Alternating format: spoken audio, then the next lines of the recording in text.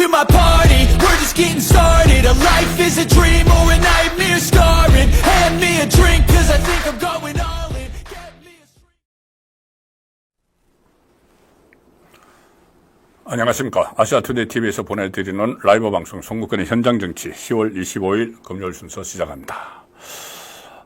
오늘 사실상 2024년 정기국회 국정감사가 끝났습니다. 사실상 끝났습니다. 22대 국회 첫 번째 국정감사였는데 오늘 일단 마무리되고 그 다음에 복수상임위원회라고 했습니다. 이 운영위원회나 여성가족위원회 이런 데 이제 다른 상임위를 갖는 위원들이 복수상임위원회, 거기도 또 상임위원회를 2개를 갖는 경우죠. 그 상임위원회에 대한 국정감사는 또 계속 진행되는데 일단 그러니까는 상설상임위원회, 단수 상임위원회에 대한 국정감사는 오늘 다 마무리됐습니다. 제가 1988년에 기자생활을 시작을 했습니다. 그때 13대 국회였는데 그때 처음에 제가 그 국회 출입을 했을 때 바로 1988년에 국정감사가 다시 부활이 됐습니다. 그 전에 전두환 정부 시절에 다 없어졌죠. 그런데 국정감사가 그때 부활이 됐으니까 제가 첫 기자생활할 때 부활이 됐고 제가 국회 출입을 계속 했으니까 부활이 된 국정감사를 계속 지켜보면서 기자생활을 했는데 그러니까 37년째죠. 37년째. 그런데 최악입니다. 최악. 제가 본 국정감사 중에서 정말 최악이다.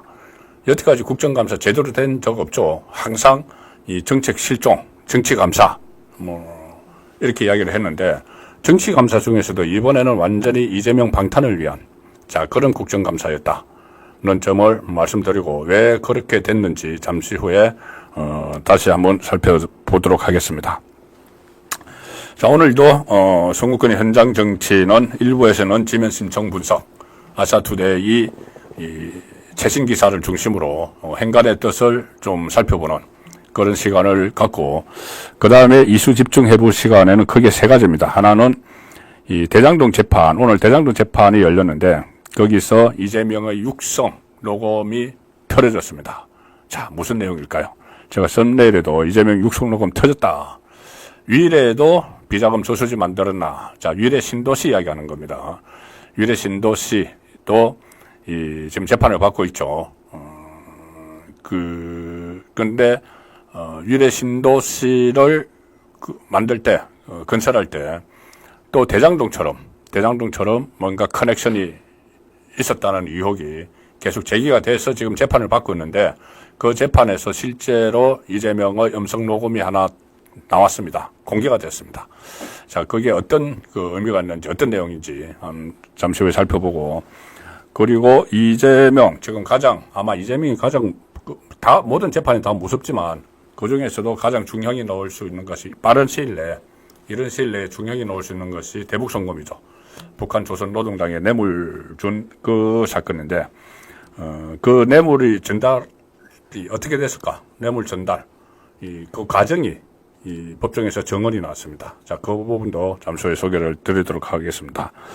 그리고 마지막에 소개해드릴 이슈 집중해보는 이 민주당 국회의원들의 수준을 제가 좀 살펴보려고 합니다.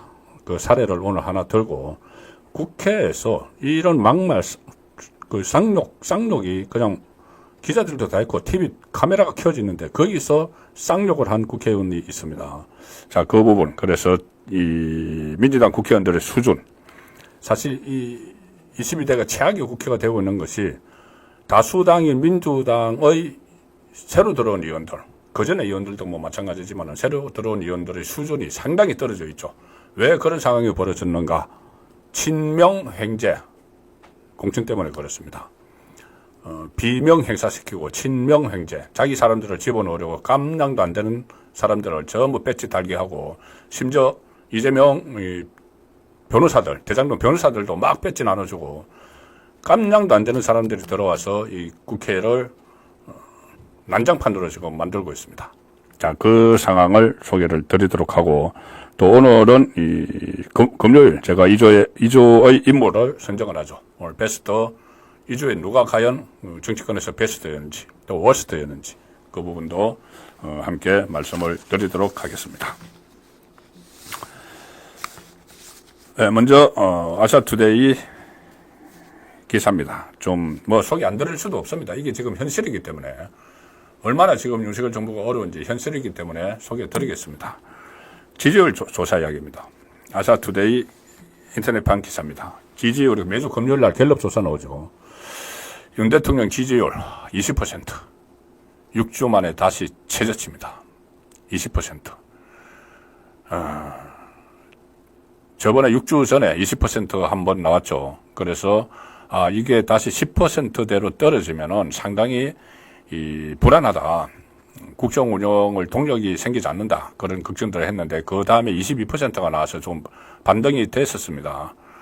그때 그 시점이 이재명에 대해서 구형이 나오고 징역 2년, 3년 이런 구형이 나왔을 때 좀 지지율이 반등이 됐습니다. 이제 좀 제대로 되려나 보다 하고.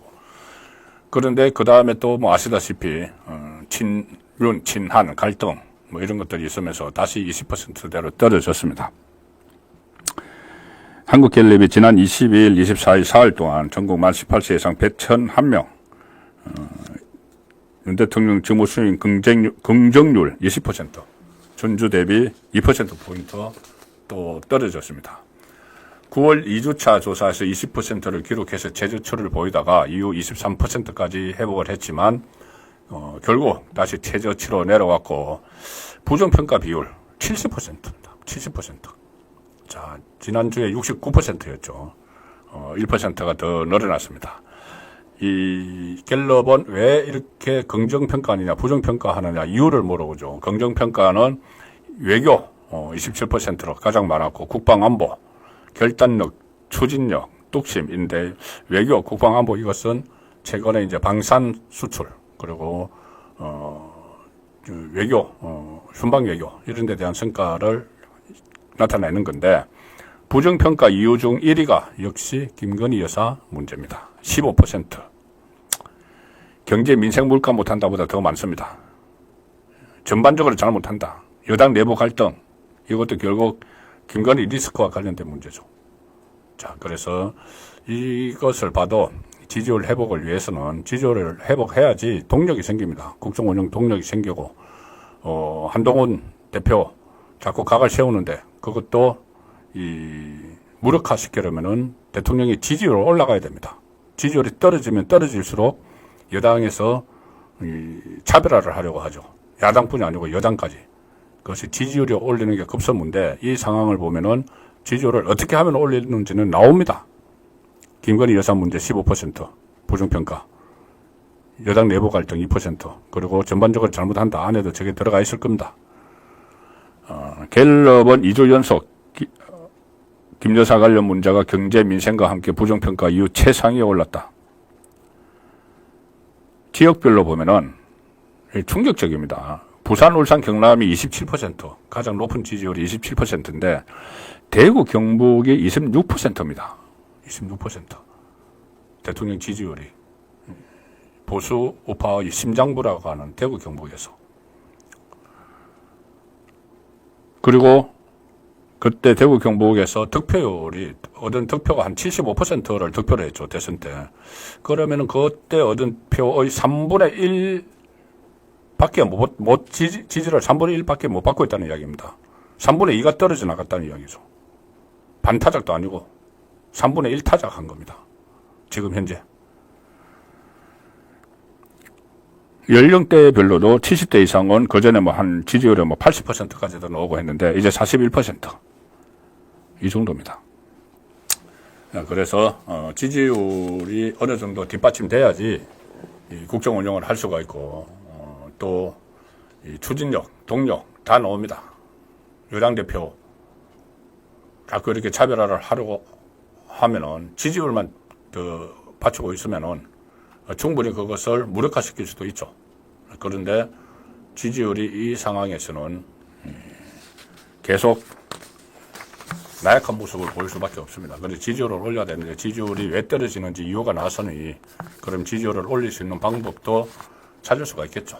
하루속히 좀 그런 정리가 있어야 된다고 봅니다. 자, 국감, 제가 국정감사 말씀드렸죠. 오늘이 국감 마지막 날인데, 이 국감을 이 추경호 국민의힘 원내대표가 거의 총평하다시피 했는데, 제가 여기에 동의하는 부분이 많기 때문에 소개를 드리겠습니다. 추경호, 야당, 이재명 충성 경쟁을 접어야 된다. 무죄 확신에 옹색한 무리수를 두고 있다. 추경호가 이렇게 원내대표가 일일이 짚어준 겁니다. 일단 기사 내용을 소개를 드리면은 추경호 국민의힘 원내대표가 오늘 더불어민주당을 향해서 이재명의 무죄를 확신한 채 옹색하고 초라한 무리수를 두는지 모르겠다. 남은 국감만이라도 이재명 방탄 충성 경쟁을 접어라. 이제 국감 다 끝났고 복수상임위원회 그만 남아있죠. 국회 본관에서 이 국민의힘 국정감사 대책위가 열렸는데 여기서 시민단체가 이번 국정감사를 D- 점수를 매겼다. D- 될지 모르겠습니다. 일단 낙제는 아니라는 이야기인데 저는 낙제 F를 주고 싶습니다. 이들은 국정감사가 정쟁과 방탄의 장으로 변질되고 시정잡혀 같은 비속어가 남발됐다. 이렇게 꼬집었고 자, 이런 몇 가지 이야기를 합니다. 거대 야당의 정쟁용 정인 채택과 동행명령장 남발에 대한 그런 남발에 대한 대학생들의 지적에는 고개를 들 수 없을 지경이다. 정인 채택, 보통 그 전에 국정감사를 하면은 주로 이제 기업인들, 대기업 총수들 이렇게 국정감사로 불러내가지고 제대로 뭐 질문도 안 하고 그냥 세워놓기, 벌주기 식으로. 그래서 대기업에서는 국감 정인해서 빼려고 하고 그런 실랑이가 계속 있었죠.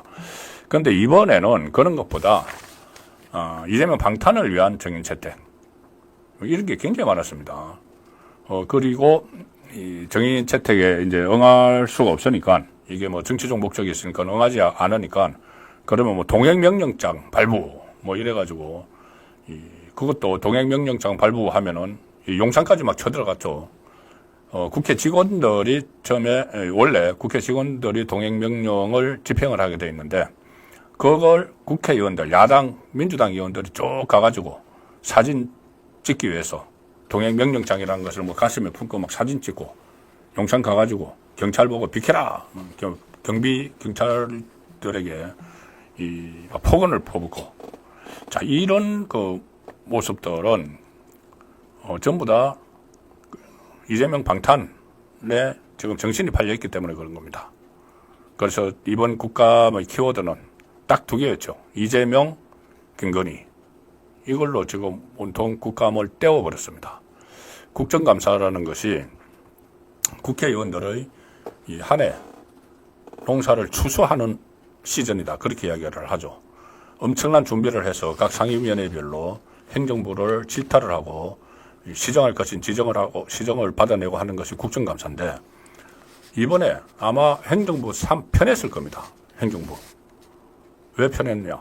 자기들 이제 질타를 당할 것을 하고 막 공격을 당할 것을 예상을 하고 이런저런 준비 다 해가지고 전전긍긍 하고 있는데 이거 물어보면 이거 뭐라고 대답하지? 막 전전긍긍 하고 있는데 자기들끼리 싸우니까 행정부 가른 열처 장관 여기 앉아 있고 뒤에 이제 각 부서 국장들 쭉 앉아 있고 차관 앉아 있고 해서 이제 답변을 하려고 했는데 여야 의원들 자기들끼리 싸우는 거예요.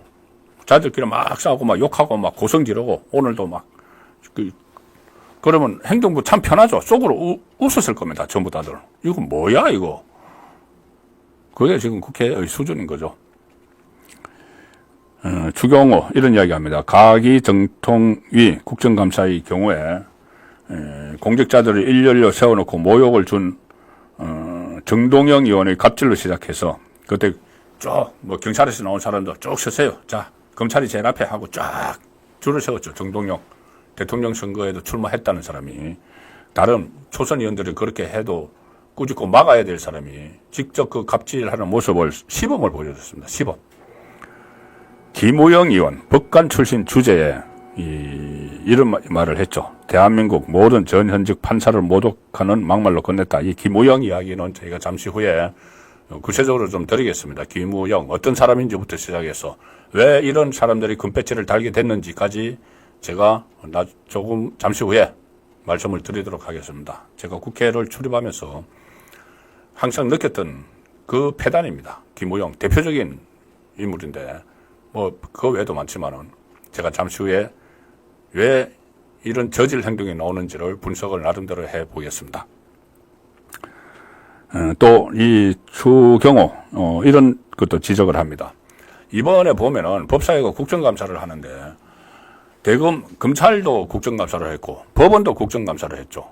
그런데 검찰을 막 몰아쳤습니다. 민주당 그 의원들이 이제 그 이재명을 막 수사하고 기소를 했기 때문에 막 몰아치고 정치검사니 뭐 사건을 조작했느니 박균택을 비롯해서 검사 출신이라는 사람들이 자기 후배 검사들을 전부 다 사건 조작하는 검사들로 몰아붙이고 뭐 15전 검찰총장 탄핵한다고 하고 이창수 서울중앙지검장 탄핵 이야기를 했는데 그 다음날 법원 감사에서는 이 민주당 의원들이 고분고분합니다. 왜 고분고분하나? 이재명 1심 앞두고 있기 때문에 눈치 봐야죠.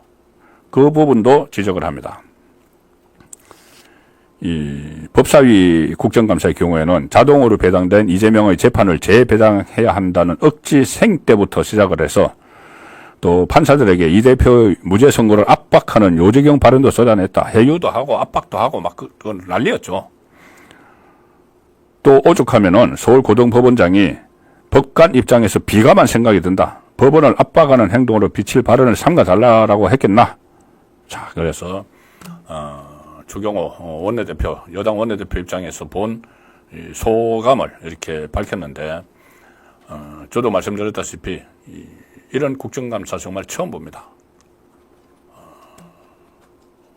정부에 대한 견제, 감시 이것이 원래의 목적인데 그건 완전히 뒤로 팽개쳐 놓고 어떻게 하든 이재명 방탄하려고 그리고 탄핵 꼬투리 잡으려고 탄핵 정국이 지금 조성하면서 탄핵 꼬투리 잡으려고 온통 거기에 혈안이 돼 있었죠.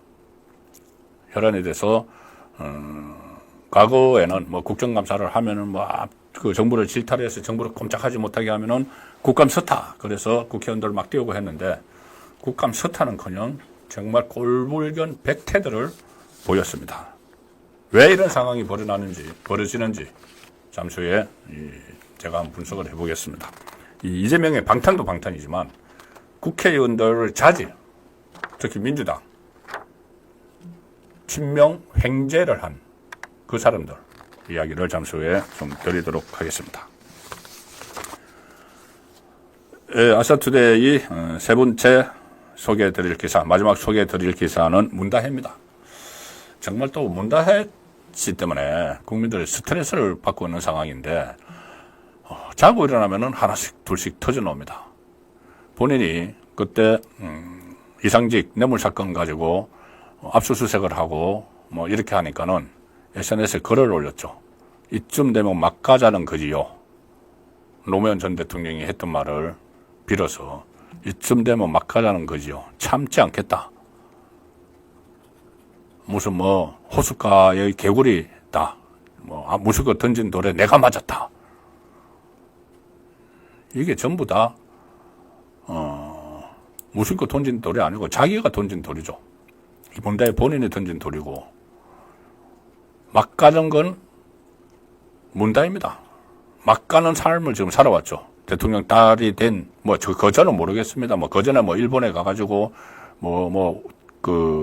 일본 고고가 세운 뭐, 대학을 다니고 뭐, 저거 했다는데, 어쨌든, 그거야. 자기 뭐, 개인 생활인 거는. 근데 문재인 대통령 되고 나서, 자기 아버지 그 위세 믿고, 온 청와대 조직을 총동원해서 자기 태국 이주하는데 수발 들게 하고, 그 다음에 무슨 뭐, 불법 숙박업하고, 전부 다 본인이 다 막 가는 거죠. 이쯤 되면 막 가자는 거죠 했는데 본인이 막 가는 그 삶을 산 겁니다. 그 기간에 권력을 사유화해서 참지 않겠다. 국민이 이제 참지 않을 지경이 됐습니다. 자, 아시아투데이 아투포커스 기사입니다. 불법 숙박, 취업 특혜 의혹에 갭 투자까지 문다혜 연이은 논란. 참 여러 가지 합니다. 문다혜가 최근 연이은 논란으로 수사기관이 집중 조사 대상에 지금 올라 있죠. 오늘도 경찰에서 국정감사하면서 경찰에서 수사하겠다고 이야기 나왔습니다. 수사해야죠. 수사 의뢰를 했습니다. 이 단체 지방자치단체에서 문다혜는 최근 음주운전 혐의로 경찰 조사를 받은 데에서 불법 숙박업 운영 의혹까지 받고 있다. 전 남편 취업특혜 서창호 씨죠. 의혹 조사에도 속대어를 내서 이달 중 문다혜 씨를 참고인 신분으로 소환을 한다. 여기에 문재인 정부 당시 부동산 규제 시기에 태국에 거주하던 문다혜가 갭 투자 전체를 낀 이제 주택 매입이죠. 억대의 시사 차익을 남긴 것으로 전해지면서 내로남불 투기라는 말이 나온다. 왜 그러냐면은 아버지인 문재인이 재임 시절에 뭐 갭 투자를 비롯해서 부동산 투기 집중적으로 단속한다고 그 소동을 벌였죠. 그리고 물가 주택값 잡지도 못하고 통계 조작하고 막 그 와중에서 어쨌든 이 투기 근절 뭐 이렇게 했는데 딸은 버젓이 했다는 겁니다. 그것도 태국에 있으면서 이 경호원들 이용해서 경호원 계좌로 돈 보내고 이래가지고 지금 뭐 영등포 구청 에서 그 영등포구에서 뭐 오피스텔을 이용해서 불법 숙박업도 하고 했는데 국민의힘 소속 구자건 의원이 서울 영등포구청으로부터 받은 문다혜의 주택 취득 자금 조달 및 입주 계획서에 따르면은 뭐 복잡한데 이겁니다. 양평동 주택을 매입을 했는데 그때 이제 전세를 끼고 매입을 합니다. 전세를 끼고 매입을 해서 이 양평동 주택을 불법 숙박업소로 씁니다. 처음에는 매입할 때는 불법 숙박업소를 못 써줘. 전세를 끼고 했기 때문에. 근데 나중에 전세금을 빼주고 나서는 또 불법 숙박업을 하는데 이 전세를 끼고 한 갭 투자가 그때 문재인 정부에서 지목한 가장 전형적인 이 변칙 투기였죠. 문재인은 집권 5년 동안 30여 차례 부동산 대책을 발표를 하면서 갭 투자 등을 막기 위해서 대대적인 규제에 나섰는데 특히 문다혜가 양평동 주택 매입 전에 발표된 2018년 9.13 부동산 대책은 규제 지역 내 다주택자의 주택담보대출, 2주택 이상 전세자금 대출 금지 이런 걸 다 담고 있는데 태국에 머물면서 갭을 낀 덕분에 태국에 있었기 때문에 규제를 피해갔다. 참 어처구니 없는 이야기죠. 어쨌든 이제 경찰이 수사에 들어간다는 이야기를 오늘 했고 지금 음주운전 이것은 이제 경찰 갔다 왔죠. 뭐 처분을 받아야 되고 한데 뭐 이런 것보다 가장 큰 거는 지금 검찰에서 31일까지 이번 달 내에 들어오라고 통보한 특혜 채용 의혹입니다. 옛 남편 서창호 씨. 근데 이게 그냥 특혜 채용에 그치는 것이 아니고 특할비가 왔다 갔다 한 그런 정황들도 있고 5천만 원 돈 보자기 이런 거 있죠. 그리고 청와대의 거의 전 조직을 막 사유화해가지고 심지어 뭐 애완견 태국으로 보내는데도 청와대 행정관이 동원이 되고 청와대 행정관이 요 양평동 이 집 샀을 때 등기 대신해주고 국토교통부 이스타항공에 항공 노선 주고 통일부 북한에 이 예술단 가는데 이스타하고 수의계획 해가지고 전세기로 체결해주고 엉망입니다. 그러니까 이스타 항공의 노조에서 우리 이상직 오너가 탈세 의혹이 있다 해서 자료를 다 제출을 했는데 문재인 정부 국세청에 그거 묵살을 해버리고 그러니까 문다혜를 위해서 정부 국가 조직이 총동원되다시피 한 그리고 돈도 막 흘러 들어간 정황이 있죠. 그래서 이 수사를 정말 본격적으로 벌여야 됩니다. 지금 전주지검 형사 3부에서 검사 9명이 총 투입돼서 수사를 벌이고 있지만 이게 파면 팔수록 이게 문재인 정부 시절의 국정농단이 되기 때문에 이것을 제대로 좀 파헤치는 아무리 지금 어수선하다고 하더라도 검찰은 그냥 제 역할만 하면 되죠. 뭐 검찰총장 탄핵한다고 하고 뭐 서울중앙지검장 탄핵한다고 하지만 그거 뭐 어차피 뭐 직무 정지시키기 위한 것이고 옷 벗을 일은 없으니까는 헌재에서 다 기각되니까 국민이 다 보고 있습니다. 제대로 문재인 수사도 진행을 해야 된다. 문재인은 이렇게 국민적 의혹이 불거지고 있고 한데도 단 한 번 어떤 입장문이나 사과문도 내지 않고 아무 일도 없었다는 듯이 자기 평산 책방 유료 사이트에, 해원 유료 사이트에 뭐 노벨 그 문학상 수상했다고 메시지 올리고 자기들끼리 자기 극성 지지층에게. 그것도 얼마 전에는 아무 일도 없었다는 듯이 무슨 다른 사람이 쓴 책 소개하고, 그리고 이 중대한 본인에 대한 뇌물죄입니다. 뇌물죄. 전직 대통령 재임 시절의 뇌물죄입니다. 2억 2,300만 원 플러스 알파 1억 원 넘으면 특가법상으로 유기징역 10년 이상이죠. 무기징역을 때리든지. 그게 법정형이 그런 것을 수사를 하고 있는데 아무런 말도 하지 않고, 그 이재명이 만들어준 뭐 전 정권 뭐 탄압 대책위원회 그 사람들이 평산마을 갔을 때 쭉 앉아서 대책회의하는 그런 모습이나 보여주고, 딸이 이렇게 음주운전 사고로 큰일 날 뻔했는데 본인이 재임 시절에 음주운전은 살인행위라고까지 이야기해놓고, 딸이 그런 음주운전으로 접촉사고까지 나서 큰 일이 다행히 일어나지 않았지만은 그런 위험한 짓을 했는데 말 한마디 하지 않고 있습니다. 이게 전직 대통령의 모습입니까? 이럴 때일수록 이재명 본인에 대한 수사, 이거 외에도 많습니다.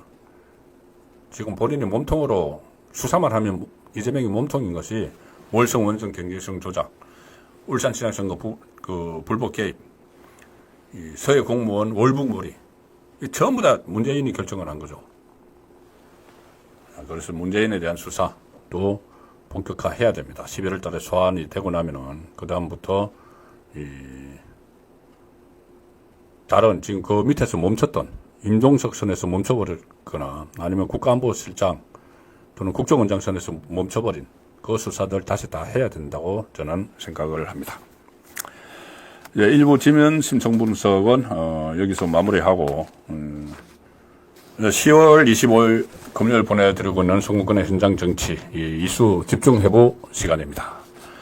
자, 대장동 재판에서 이재명 로고몰 턴 까닭은 이재명 대장동 일당 호반건설 삼각 커넥션 의혹이 또 새로 불거졌습니다. 오늘 또 이재명 또 재판 나갔습니다. 재판 나갔는데 뭐냐면은 서울중앙지법 형사 33부에서 하고 있는 대장동, 백현동, 유래신도시, 성남FC 후원금 의혹, 이 4개 사건이 묶여 있는 거죠. 묶인 건데 이게 재판이 계속 늘어지고 있습니다. 지금 유래신도시에 대한 재판이 일단 마무리가 되고 대장동 재판에 심리에 이제 들어갔는데, 유래신도시가 마무리되기 전에 하나 재판부가 결정하지 못한 게 있습니다. 녹음 테이프 하나를 검찰이 정보를 제출을 했는데 이재명 쪽에서 그거는 위법 수집한 거다. 그래서 증거로서의 능력이 없다. 이렇게 막 막아섰습니다. 그렇게 막아서는 이유는 이 녹음 파일의 파괴력을 본인들도 알기 때문에 그런 거죠. 그런데 김동연 부장판사가 이재명에게 유리하도록 계속 재판을 이끌어왔지만은 이 뭐 검찰이 제출한 것이고 위법으로 수집한 것도 아니고 하니까 이걸 털기로 결정을 해서 오늘 재판에서 이재명 음성만 털었습니다. 이게 어떤 녹음 파일이냐면은 이재명이 성남시장 시절에 2016년 10월 19일 날 성남시청 부근에 있는 한 회의 장소에서 그때 위례신도시의 호반건설이 호반 베르디움을 지었죠. 그 입주민들하고 공개적으로 대화한 내용인데 그게 이제 녹음이 돼가지고 오늘 법정에서 튼 겁니다. 간단히 말하면 이겁니다. 입주민들이 일단 그 녹음 파일에 보면은 조경 문제, 그러니까는 그 단지 조경 문제로 막 항의를 하니까 이재명이 성남시가 돈을 벌기 위해서 이 지금 위례신도시 사업을 하고 있다 이렇게 말하면서 위례신도시 개발 사업권이 어떤 식으로 호반건설, 좀 호반건설에서 그 사업을 맡았죠. 그래서 그 아파트 호반 베르디움 이런 걸 지었는데 왜 호반 건설에 넘어갔는지를 설명하는 내용이 이 안에 포함되어 있습니다. 자, 그런데 이 호반 건설은 처음에 여기 위례 신도시에 뛰어든 게 아니고 처음에는 다른 곳에서 이제 뛰어들었다가 호반 그 건설로 간 이유가, 간 계기가 대장동 일당이 여기 시행사로 들어갔습니다. 시행사로 들어가서 대장동 일당이 어떤 그 배경이 뭔지 좀 더 짚어봐야 되지만은 시공사로 호반 건설을 선정을 한 겁니다. 호반 건설을 선정을 했는데 이재명이 호반 건설이 그 대장동 일당 시행사가 호반 건설을 시공사로 선정하는 그 과정을 너무나 잘 알고 있다라는 이야기죠. 그 과정을 쏙쏙들이 알고 있었다. 그것을 쫙 설명을 했다는 이야기입니다. 그러면은 지금 검찰에서는 그러면 삼각 커넥션으로 보는 겁니다. 시행사인 대장동 팀, 소위 말하는 대장동 팀, 이때는 김만배는 안 들어갑니다. 이 남욱 정영학 이 사람들이 이 주도가 됩니다. 왜 그러냐면은 김만배는 그 이후에 이게 위례가 먼저 하고 그 다음에 대장동 갔는데 대장동 때 김만배는 합류를 하죠. 위례 신도시 이것은 그 대장동과 굉장히 구도가 먹이 사실이 굉장히 비슷합니다. 민관 같이 하는 거죠. 유동규가 있었던 그 성남도시개발공사하고. 근데 어쨌든 이 과정에서 호반을 끌어들였는데 호반을 끌어들인 과정을 성남시장은 그걸 자세히 알 수가 없는 거죠. 시행사가 하는 거니까. 그리고 본인은 인허가권이 있는 사람이죠. 인허가권이 있는데 그 과정을 주민들에게 자세히 설명하는데 그 내용을 보면은 이게 이재명이 깊숙이 관여가 돼 있다. 자, 그런 겁니다. 검찰은 그래서 남욱 변호사가 여기서는 아주 주도적인 역할을 하는데 남욱 변호사 등 대장동 팀이 섭외한 호반 건설이 위례 신도시 개발 사업권을 장악을 하고 있다는 것을 이재명 당시 시장이 인지를 하고 있었다. 그래서 사실상 이재명이 호반이 위례에 들어가는 것에 대해서 공모를 하거나 그러니까 호반과 또 시행사인 대장동 팀하고 이렇게 같이 서로 삼각 커넥션으로 서로 공모를 하거나 아니면은 가담을 했다. 이재명도 거기 가담을 했다. 인허가권을 가지고는 성남시장이 초기 단계부터 이 시공사를 하면은 입찰을 해야죠. 근데 입찰을 안 하고 그냥 시행사인 대장동 팀에서 선정을 하는데 거기 인허가권을 가지고 있는 이재명이 가담을 했다는 의혹을 확인하기 위해서 오늘 그 녹음 파일을 튼 겁니다. 자, 그러면은 여기에 대해서 그 이재명 쪽은 이렇게 계속해서 털지 못하도록 해왔습니다. 이재명 쪽 변호사들은 통신비밀보호법 위반 소지가 있다. 입수 및 녹음의 경위부터 밝혀야 한다. 위법 수집 증거 가능성이 있다. 자, 이렇게 이야기를 계속 하면서, 그러니까 뭔가 캥기는 게 있으니까는 이거 못 털게 하는 거죠. 이재명도 그때 이것을 증거를 채택하느냐 마느냐 했을 때, 그거 들어보니까는 내 목소리가 맞다.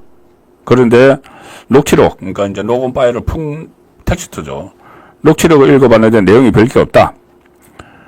그리고 그 검찰이 워낙 공문서 조작도 하고 있는데, 절차의 적법성도 중요하다. 이렇게 하면서, 이제 적법하지 않는 방법으로 취득을 한 것 같으니, 그 녹음 파일을 받은 것 같으니까, 이거 증거로 안 돼. 이렇게 했는데, 결국 이제 재판부가 판단을 하는 거죠.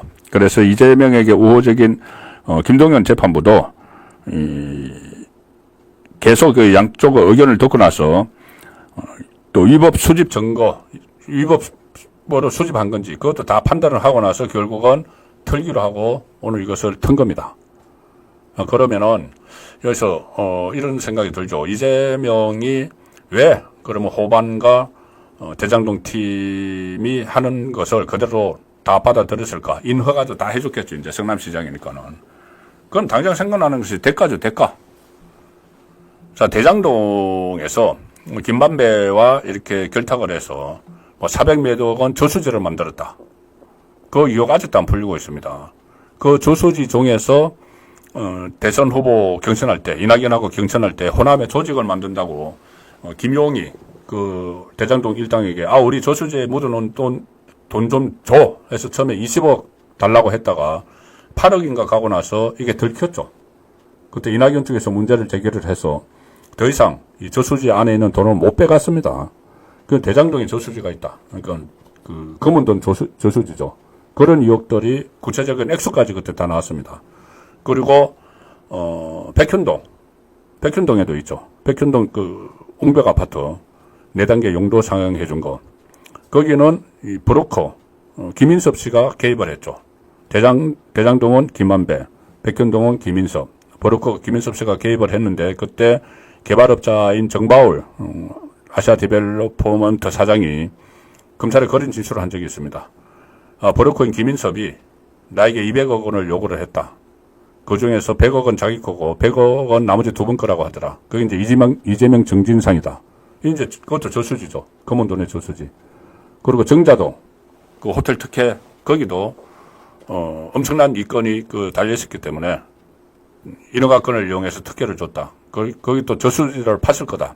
이런 이야기 하는데, 지금 오늘 이 녹음 파일까지 이렇게 공개가 된 것을 보면은, 여기서도 일종의 커넥션이 있었고, 여기서는 이제 위례에는 남욱, 이렇게, 대장동은 김만배, 백현동은 김인석, 위례는 남욱, 그리고 저 정자동은 또 정진상 씨가 역할들을 많이 했다고 하죠. 여기서도 위례에서도 또, 뭘 팔지 않느냐. 그러니까는 저수지를 파놨을 수가 있다.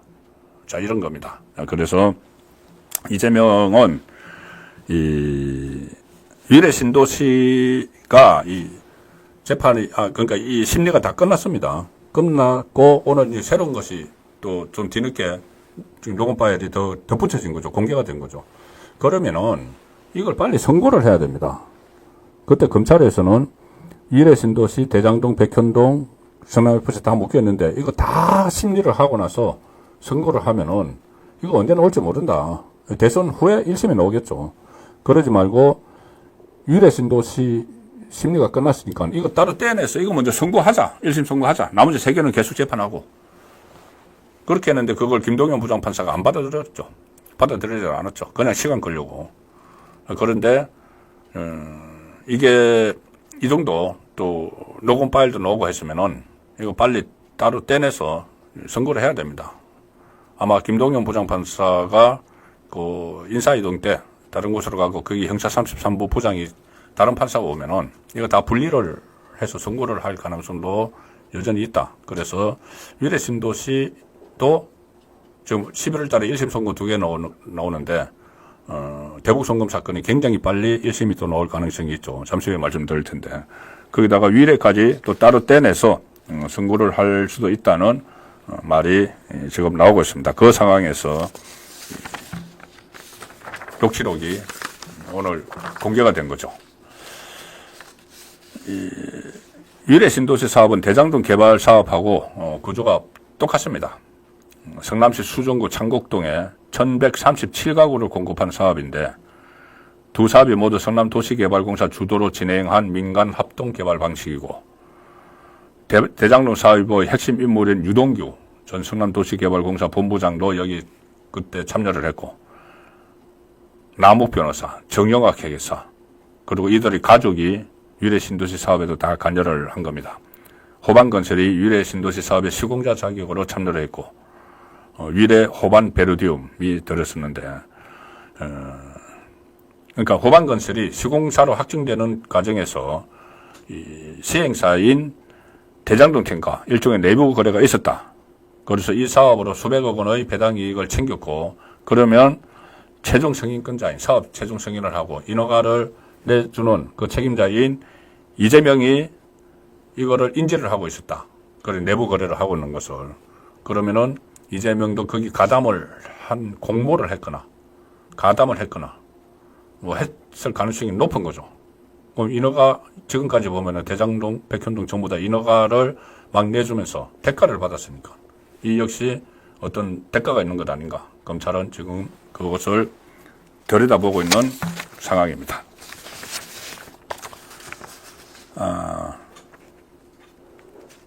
대장동, 오늘은 대장동 재판이었는데 어제 이화영의 2심 재판이 있었습니다. 이화영 그 1심에서 신진호 부장판사에게 그 징역 9년 6개월을 선고를 받았죠.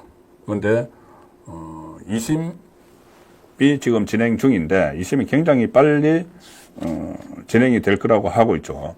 그 상황에서 어제 그 김성태가 정인으로 나왔습니다. 어제 아니고 그저께죠, 그저께. 그런데 이 정인으로 나와서 상당히 의미 있는 진술을 하나 했습니다. 지금 가장 핵심이 이재명이 북한에 가는 그 대가로 그 비용 300만 달러를 북한 조선노동당에 전달을 했다. 이게 이제 그 피의 사실의 핵심이죠.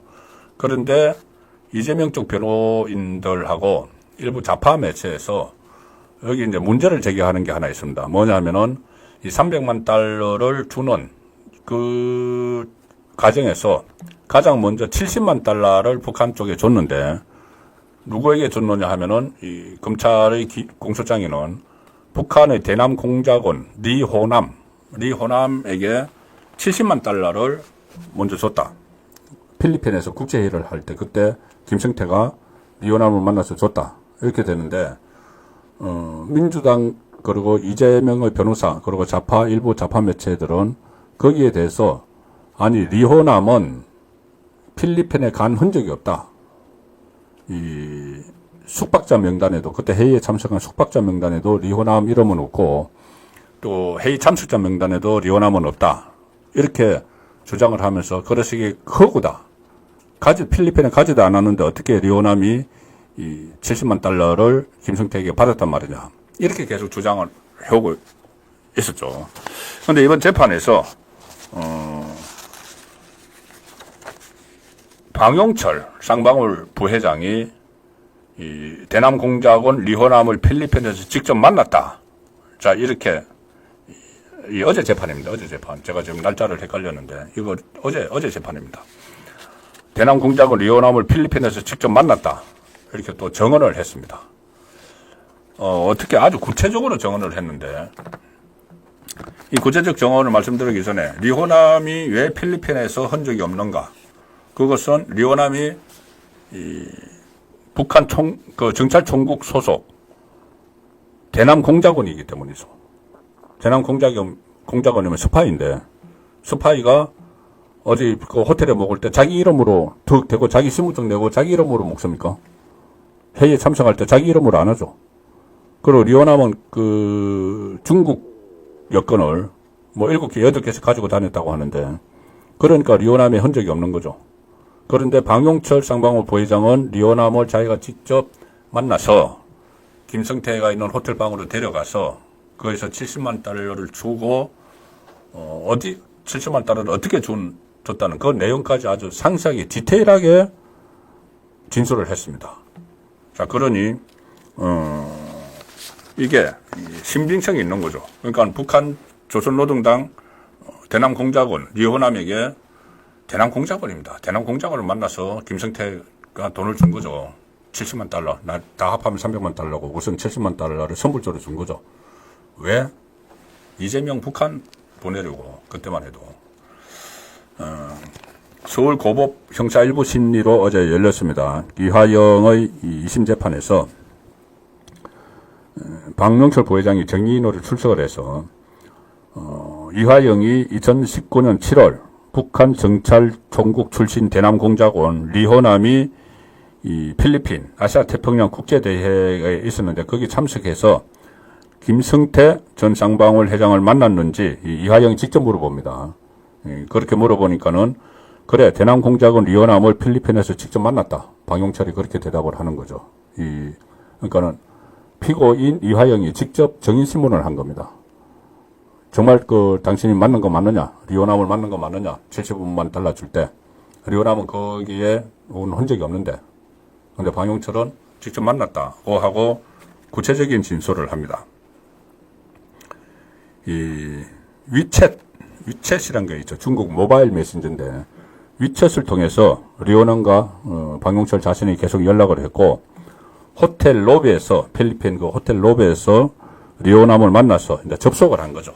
공작원 접속을 해서 김성태 회장이 있는 방까지 내가 직접 안내를 했다. 직접 내가 안내를 했다. 그리고 신뢰성을 담보하기 위해서 여러 가지 정황을 이야기했는데 이하영 그 변호인이 이제 허점을 찾아내려고 그러면은 당시 리오남을 호텔에서 만나서 안내를 했다는데 리오남이 어떤 옷을 입고 있었느냐 이렇게 또 물어봅니다. 거기에 대해서 박용철 부회장은 바지에 티셔츠를 입고 있었고 모자는 안 쓰고 있었다. 안경을 꼈다. 조그만 손가방을 갖고 온 듯했다. 이렇게 굉장히 구체적으로 진술합니다. 그리고 70만 달러는 위스키를 구매할 때 주는 캐리어에 담아서 건넨 것으로 기억을 한다. 상당히 디테일한 이런 것을 거짓말을 하기는 어렵겠죠. 그러면은 이 재판부가 이렇게 묻습니다. 리호남과 위챗 대화 내용을 제출할 수 있느냐고 하니까 박용철 부회장은 증거 인멸한 자료여서 없다. 그때 김성태가 처음에는 이 사건이 불거졌을 때 이재명을 보호하기 위해서 또 자기가 살기 위해서 동남아로 막 도주를 했었죠. 그때 박용철이나 자기 측근들에게 다 지시를 했습니다. 증거 다 인멸하라고, 증거 없애라고. 그때 위챗 대화 내용, 그러니까 북한 공작원하고 나눴던 이 대화 내용을 삭제를 해버렸다는 겁니다. 자, 그래서 결국 이 내용이 대북송금 이재명에게 가장 크게 불어닥칠 태풍 같은 거죠. 대북송금과 관련해서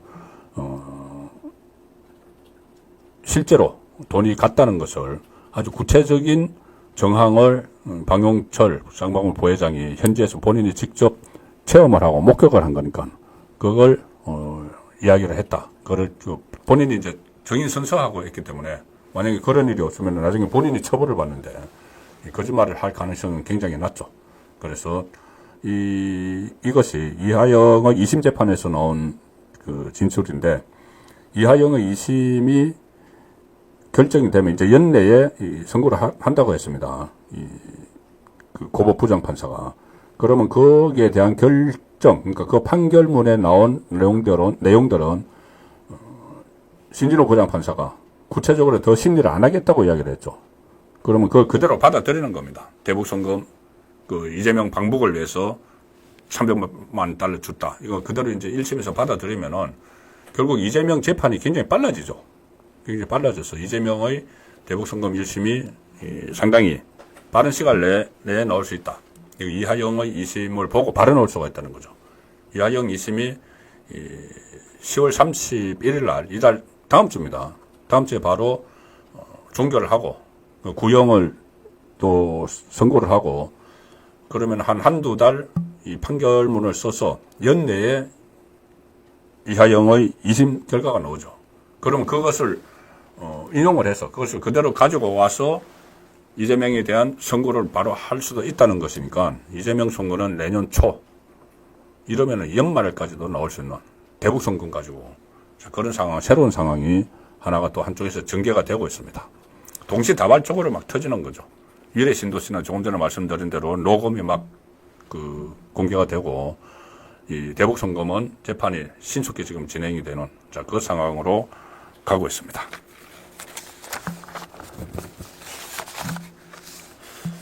말씀드린 대로 오늘 이슈 집중해볼 시간에 이 말씀을 좀 드릴 텐데 친명 행제가 낳은 민주당 국회의원들의 수준 국회 욕설 소동이 있었죠. 자, 저도 이거 들으면서 어제 있었던 이야기인데 이거 들으면서 야 정말 이거 우리나라 국회 큰일 났다는 생각을 했습니다. 과방위에서 오간 내용이죠. 간략하게 내용은 다 아시겠지만 과방위에서 어제 오전 11시 50분에 국정감사 도중에 박문진의 방송문화진흥원의 직원이 갑자기 쓰러졌습니다. 이제 좀 가로해가지고 쓰러졌는데 워낙 그 피감기관 사람들을 막 불러 제끼니까 그때 김태규 방통위 위원장 직무대행 국정감사장에 출석을 했었는데 막 박문진 직원이 쓰러지니까 얼마 전에도 또 그 직원 다른 곳에 직원 한 사람이 쓰러졌었다고 합니다. 그러니까 이 김태규 방통위원장 직무대행이 이 상황을 보고 아유 사람을 죽이네 죽여 계속 불러 제껴가지고 피곤하게 만들어서 죽이네 죽여 이렇게 이야기를 합니다. 혼자 독백처럼 이야기를 하는 거죠. 그런데 이 말을 들은 민주당 노정면 의원이 다른 사람들은 전혀 들었다고 하지 못하는데 김태규 직무대행이 사람을 죽이네 죽여 하기 전에 앞에 XX 이렇게 했다고 합니다. 18 제가 말씀 들을 수는 없고 XX 사람을 죽이네 죽여 이렇게 했다고 합니다. 자기가 그렇게 들었다는 겁니다. 앞에 XX가 있다고. 그런데 김태규 방통위원장 직무대행은 그런 말은 하지 않았다고 하고 그 상황에서 이제 김태규 방통위원장 직무대행을 고발하겠다 이렇게 했는데 막 이제 여야 간에 그 고성이 오가는 과정에서 김우영 민주당 의원이 이 김태규 직무대행을 향해서 저자가 이렇게 이야기합니다. 그러니까는 김 대행이 저자라니요 하니까 김우영이 임마 저 자식 하다가 이 새끼까지 나왔습니다. 피감 기관의 장에게 이 새끼까지 나왔습니다. 그러면서 뭐라고 했냐면은 판사 주제에 말이야. 법관 출신 주제에 말이야. 법관 출신.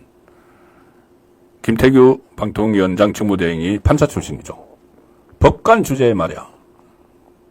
그래서 이건 또 법관들 전체에 대한 모독 아니냐 이런 말도 나왔는데 그래서 제가 법관 판사면은 상당히 주제 판사 주제에 이런 말 들을 그 직종은 아니죠.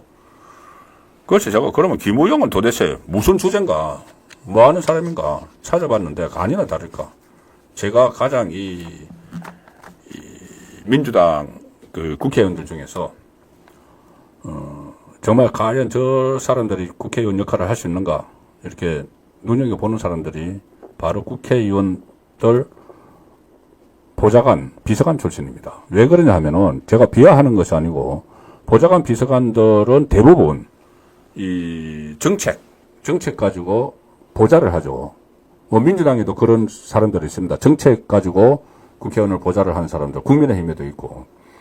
그런데 민주당의 보좌관, 비서관 출신들 중에서 배지를 단 사람들을 보면은 대부분은 어떤 정책으로 보좌를 하는 게 아니고 그 전부터 원래 보좌관, 비서관 할 때부터 무슨 로텐더홀 거기서 투쟁할 때 막 몸싸움하고 또 막 고함 지르고 욕설하고 장에 나가서 막 구호 외치고 이 하던 사람들이 배지를 많이 답니다.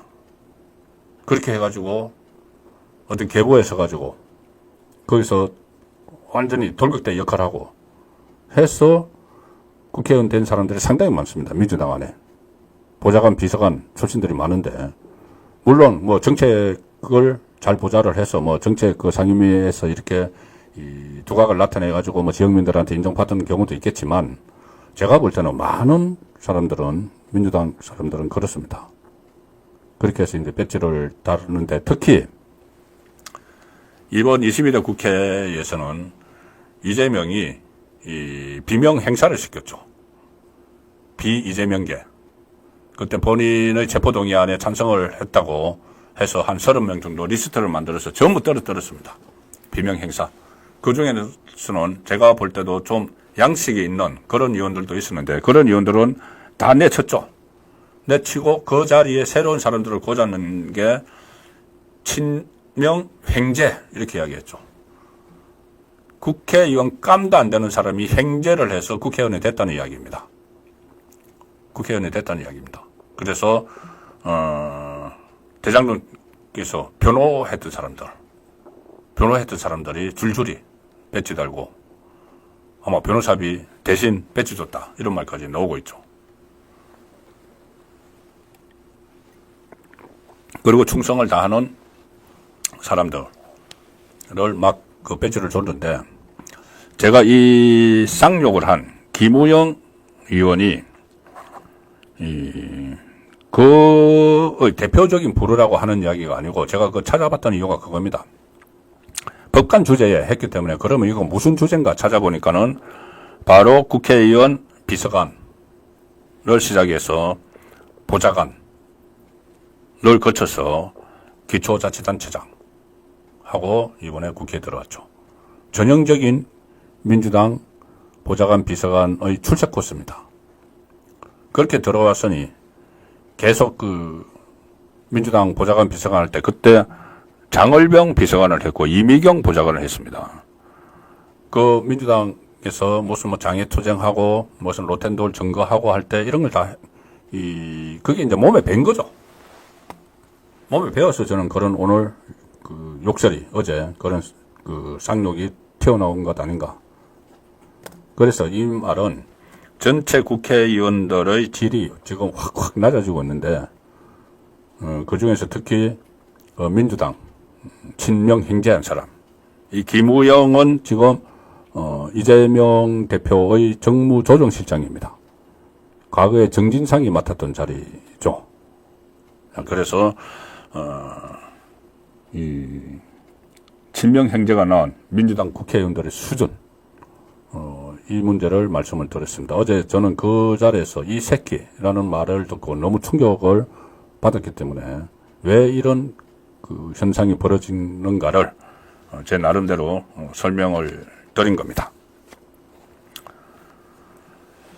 금요일에는 제가 2조의 인물을 나름대로 선정해서 말씀을 드리고 있죠.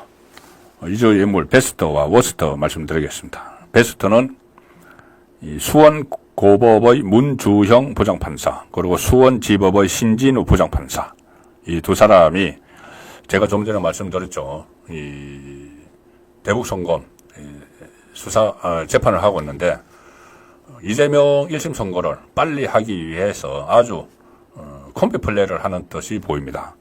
수원고법에서는 이화영에 대한 2심 재판을 오래 끌지 않겠다.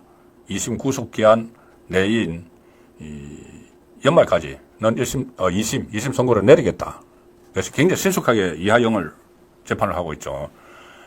이 신진우 부장판사는 이제 이재명, 이하영이 공범인 대북송금 사건을 막 이제 재판을 하기 시작을 했는데, 그러면은 이하영 2심 재판, 문주영 고법 판사가 하는 그 2심 재판에서 결정된 내용은 다시 그 가져와서, 이재명과 공범으로는 여기서 더 이상 심리를 안 하겠다. 그냥 그것을 결론을 갖다가 쓰겠다. 이런 이야기죠.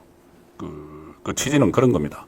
그러면은, 정인도 안 부르고 재판을 신속하게 하겠다. 그래서 이재명의 1심 선고가 대북송금 1심 선고가 굉장히 빨라질 수 있는 그 상황이 지금 수원지법에서 벌어지고 있고 이게 정상이죠.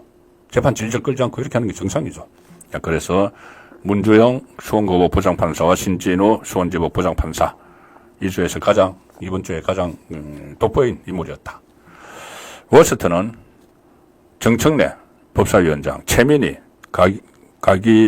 가방위 위원장 뭐 두말 할 것도 없습니다. 어제 제가 말씀드렸죠. 두 사람이 일반 상임위 소속 국회의원들보다 발언을 한 5배 이상 많이 하고 전체 발언은 20%를 하고 막무가내로 상임위 운영하고 역대 최악의 상임위원장. 그래서 두 사람을 이주의 워스트 인물로 꼽았습니다. 네, 송국근의 현장 정치 10월 25일 금요일에 보내드린 순서는 여기까지입니다. 편안한 한밤 되시고 저는 다음 주 월요일, 화요일 오후 2시에 역시 송국근의 현장 정치로 찾아뵙도록 하겠습니다. 네, 주말도 즐겁게 보내시기 바랍니다. 고맙습니다. Welcome to my party, we're just getting started. A life is a dream or a nightmare.